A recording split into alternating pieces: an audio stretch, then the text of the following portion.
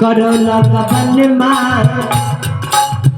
दुनिया के कैसन दस्तूर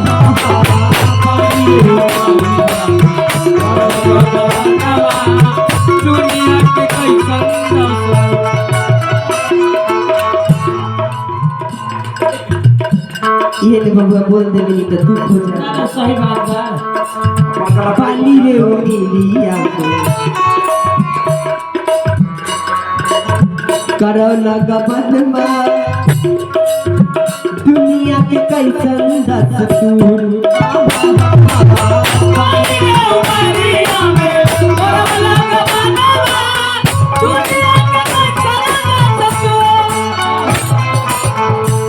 के करा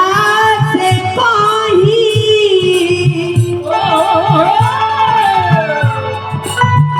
दिलवा के पतिया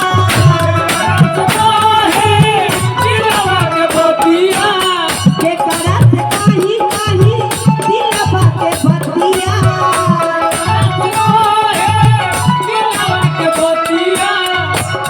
केहू सुने वाला नहीं बतियो न पूछे सरकार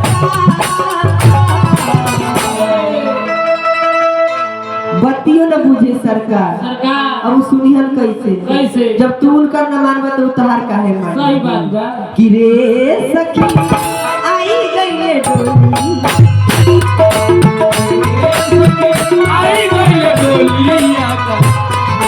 रे सखी आई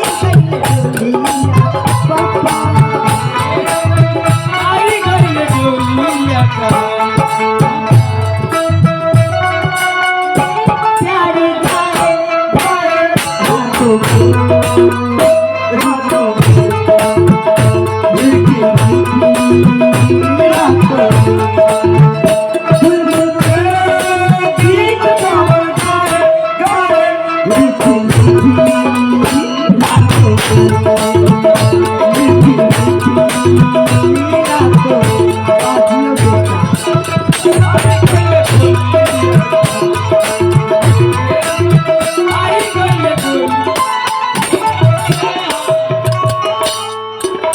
निर्गुण भजन के लास्ट भावना कर ध्यान देवे के बात कर डोलिया उठाई जब चलले कहरिया रोबता रे गौआ जबा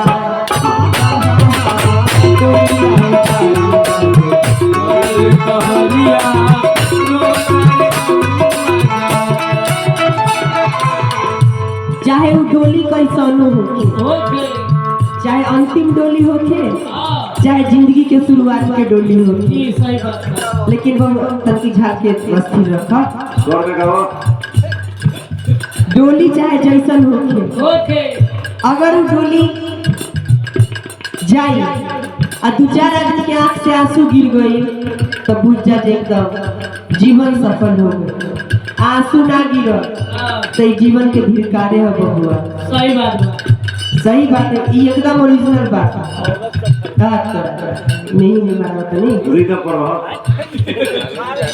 डोलिया उठाई जब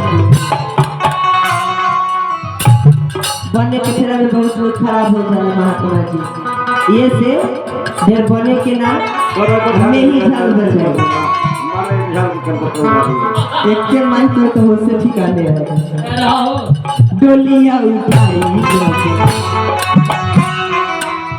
चलले कहरिया रोबता रे गौआ जबा डोलिया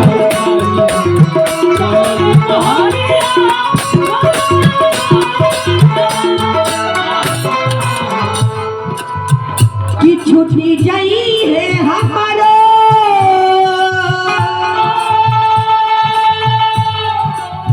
नहीं हला नगरिया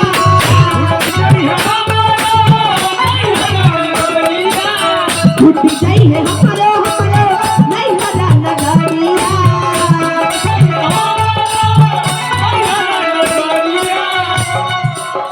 ध्यान दो छुट्टी जाई है हमारो ससुराल